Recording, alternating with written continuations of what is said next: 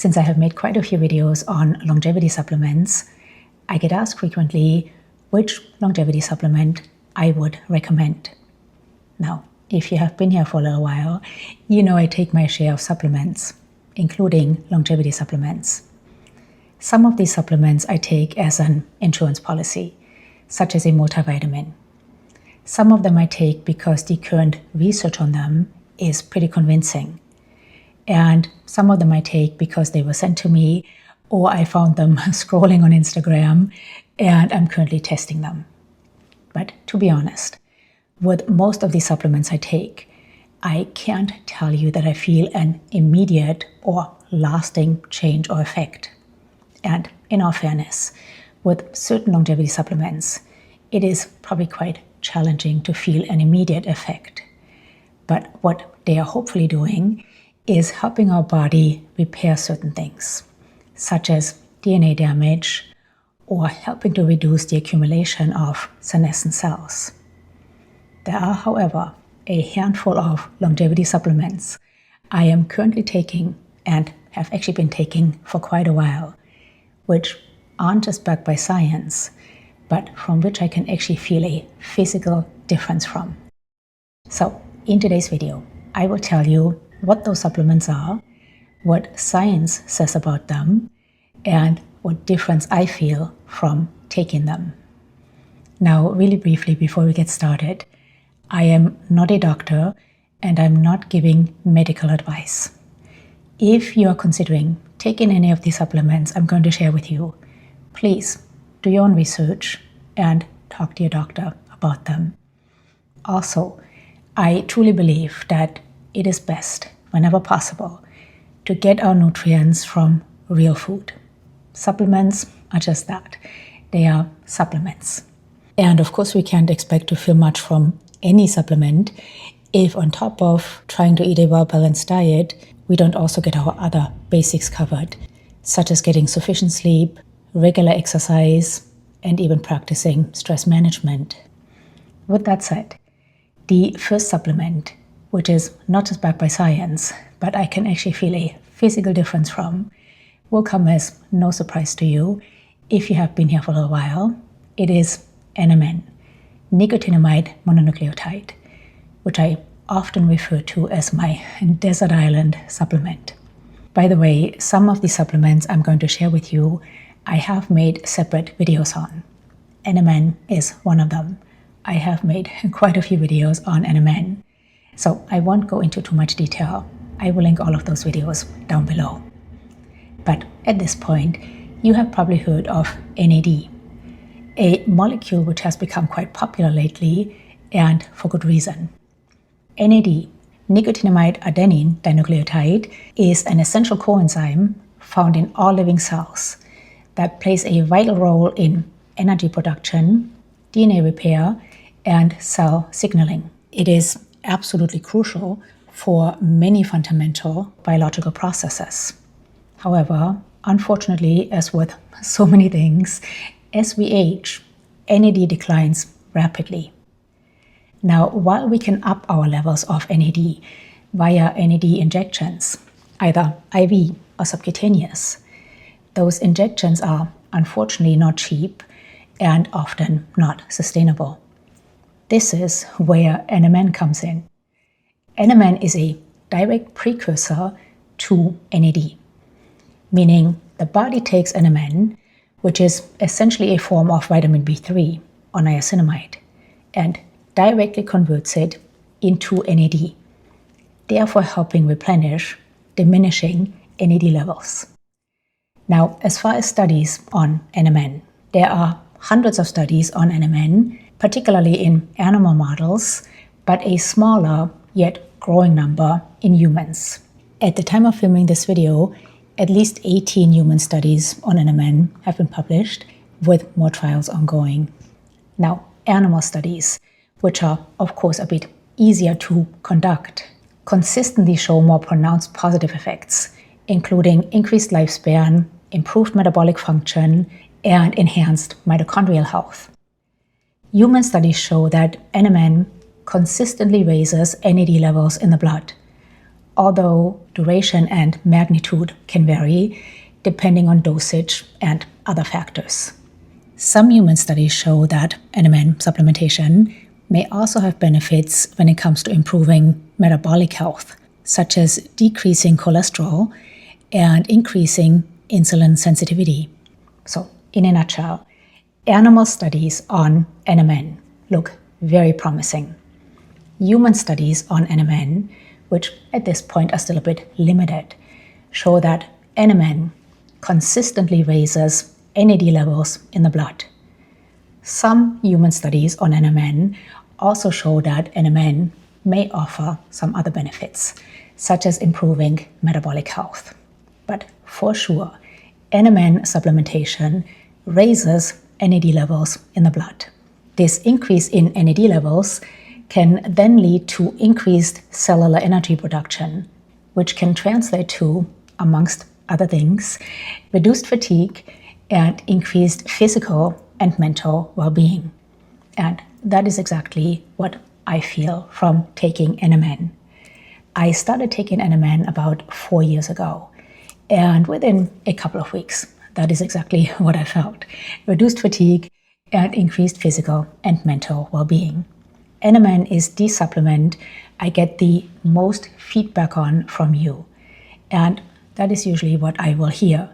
You feel better, you have more energy, you perform better in the gym. I once got an email from a woman that made me tear up. This woman told me she had had chronic fatigue syndrome since 1979. And after watching one of my videos on NMN, she decided to give it a try. She emailed me letting me know that NMN had been the only thing since 1979 that had made a real difference with her chronic fatigue syndrome. I get goosebumps every time I think about that. To think that a simple supplement, again a form of vitamin B3, can have such an impact is quite incredible. And that is why NMN is my desert island supplement. Now, as far as how much NMN I take and which brand I take 1 gram of NMN per day, and I take Do Not Age NMN. This is a powder. It also comes in capsules. Personally, I prefer using the powder because it's a bit more economical and I can adjust the dose easier as well. Because on days where I feel particularly stressed or maybe I'm fighting something off, I will actually increase my dosage of NMN. But usually I take 1 gram of NMN. Now, again, this is a powder and the container comes with this scoop. I get this question quite a bit. How many scoops is 1 gram of NMN?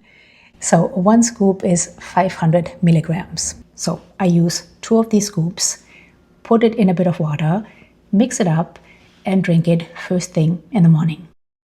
The reason I take my NMN first thing in the morning is that NAD can actually also help regulate circadian rhythm. And I've actually found NMN supplementation to be quite beneficial to get over jet lag. So NMN, my desert island supplement, definitely don't want to be without it and definitely have noticed great benefits from it. If you take NMN, please share your experience with it down below. The second longevity supplement I can definitely feel a difference from is magnesium.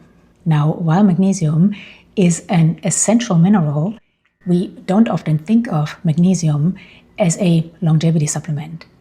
But it is considered to be one due to its role in numerous bodily functions that are critical for healthy aging, including DNA repair. Studies suggest adequate magnesium intake is associated with longevity through multiple pathways, including reduced mortality risk, longer leukocyte telomere length, and better bone and muscle health.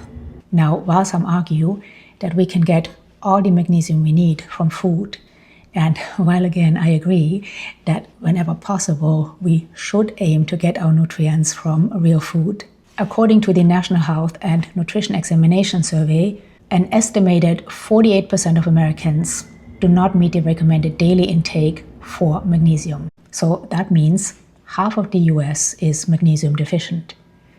Now, I try to eat a fairly healthy diet, rich in many magnesium-rich foods. But when I started supplementing with magnesium about a decade ago, I felt an almost immediate difference. The first thing I noticed is that magnesium supplementation helped reduce the severity and frequency of muscle cramps I used to get. Secondly, I used to get a very annoying eye twitch. And since supplementing with magnesium, I hardly ever, if ever, get those annoying eye twitches. Lastly, I feel that magnesium supplementation, especially the form of magnesium I take, which I will share with you in a second, has a calming effect on my nervous system.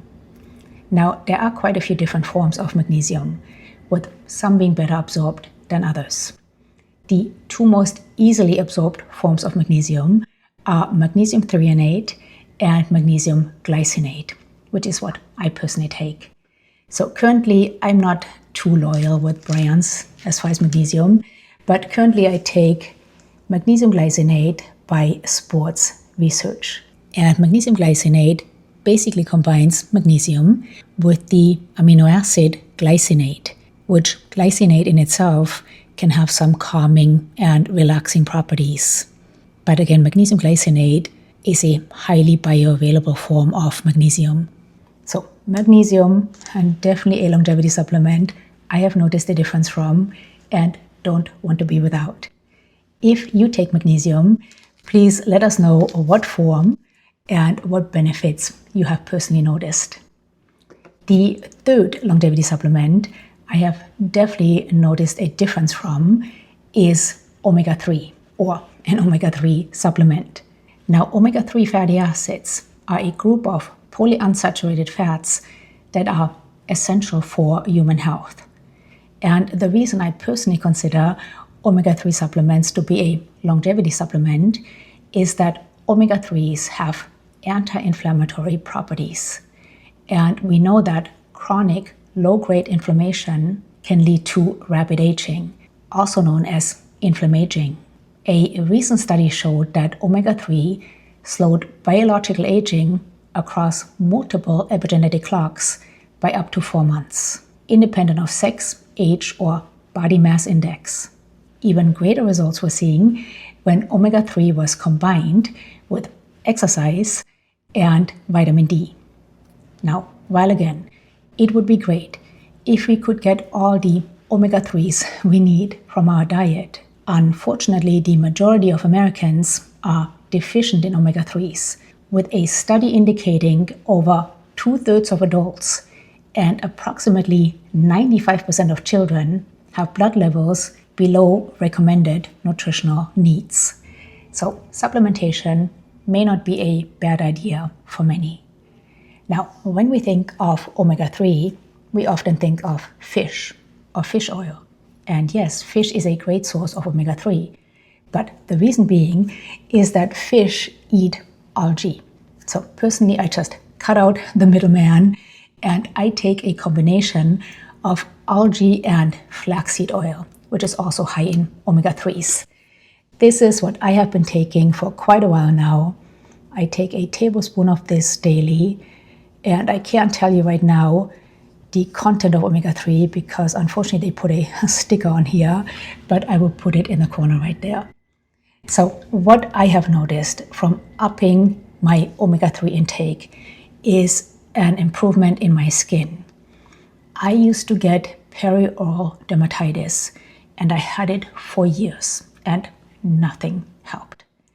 Then about 8 years ago, I decided to really up my consumption of omega-3 through diet as well as supplementation and reduce my consumption of omega-6, which can be pro-inflammatory.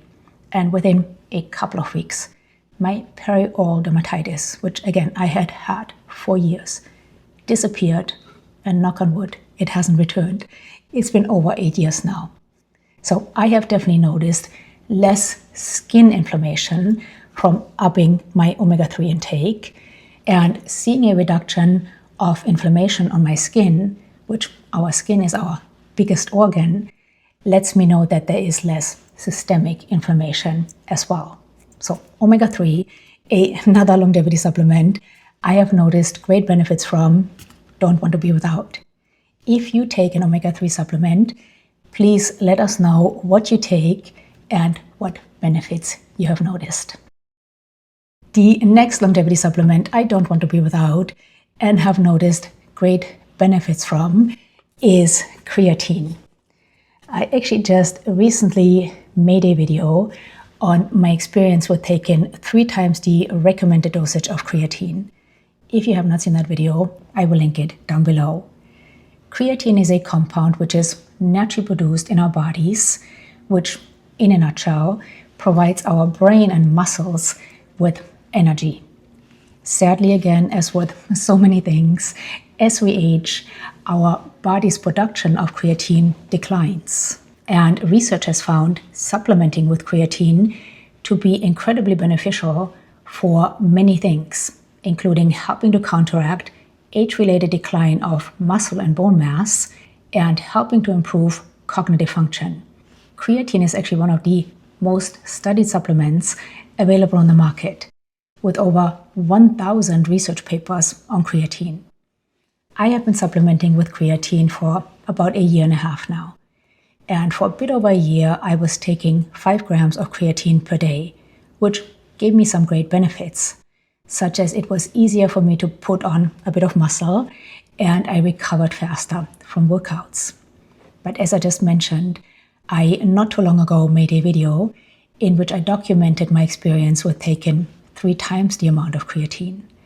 And what I noticed from taking 15 grams of creatine per day was an incredible improvement in cognitive function.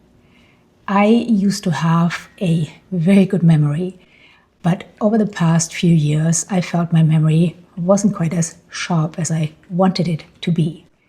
Now, if you're hearing some background noise, Bean is in my lap and she's giving me kisses.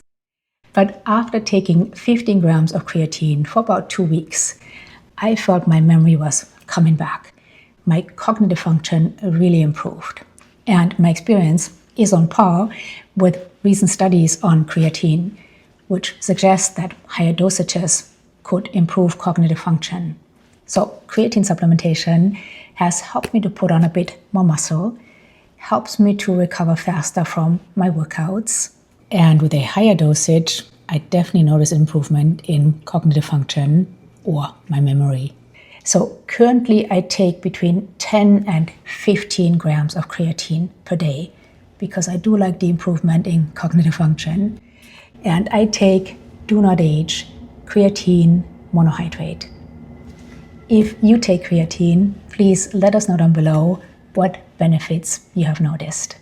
The next longevity supplement I have definitely noticed a difference from is high molecular weight hyaluronic acid.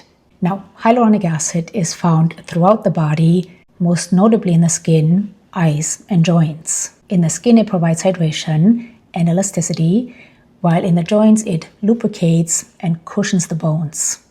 Again, unfortunately, as with so many things, as we age, our body's production of hyaluronic acid declines. And this decline of hyaluronic acid can lead to skin changes, such as fine lines and wrinkles, and it can also affect our joint health. Now, as far as the skin, studies show that oral administration of hyaluronic acid significantly promoted skin hydration after 2 to 8 weeks among both young and elderly groups. Skin tone improvement was observed after 4 to 8 weeks, while an increase in epidermal thickness was noted after 12 weeks. Research also suggests that hyaluronic acid supplementation can support joint health. Now, personally, I take high molecular weight hyaluronic acid because high molecular weight hyaluronic acid has anti-inflammatory properties. And because of its anti-inflammatory properties, high molecular weight hyaluronic acid has not just shown to be incredibly beneficial when it comes to reducing chronic pain, but it is also thought to help prevent certain age-related diseases by inhibiting inflammation.